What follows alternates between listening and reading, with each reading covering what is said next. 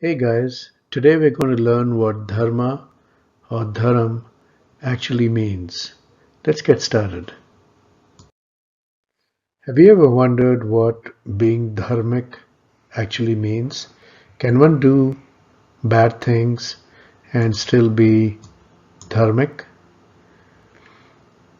Does following one's dharma or dharma lead to bad karma?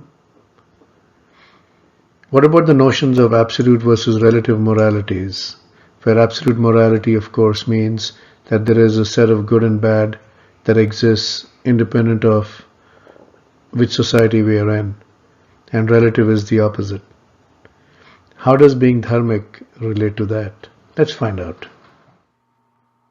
If you go online and look at what being dharmic means, it's often associated with a path or a religion. Sanatan Dharma, the eternal path, is the old name for Hinduism.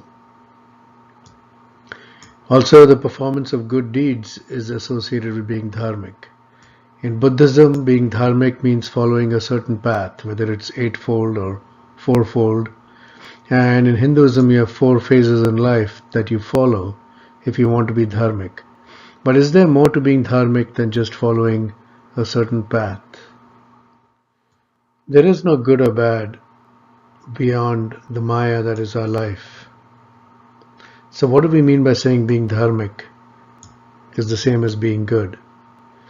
After all, if we choose everything that happens to us, then how can one person do good or bad to another?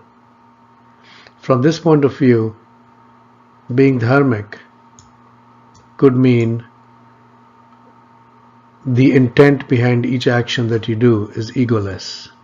In other words, you are doing things that you feel at a deeper level that you must do for whatever reason, but you're not letting your ego come into it.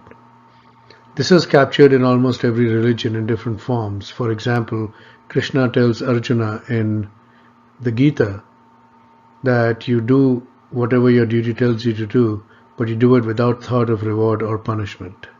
So from that point of view, being dharmic actually means being egoless. Even in Buddhism, the most important actions are ones that you take without any sense of ego or attachment. So what are some basic rules that we can follow in order to be dharmic? Well, we allow everyone and everything to live its life. We try and cause no harm to others, even though we recognize that harm is an illusory term. We are still living in this illusion and experiencing this illusion. While you're in the illusion, you detach from it. In other words, again, taking your ego out of it. So we start by recognizing that enlightenment is just a deep level awareness that there is no real you,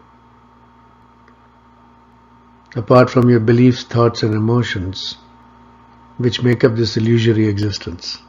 Following a dharmic path then means following a path without attachment to outcome or without any ego, a path that does no harm within the illusion that we live in, a path that allows us to experience life and yet to detach from it. This is a fairly nice quote that I found. And again, the real enlightenment happens when we realize at all levels that there really is no separate you from the rest of existence.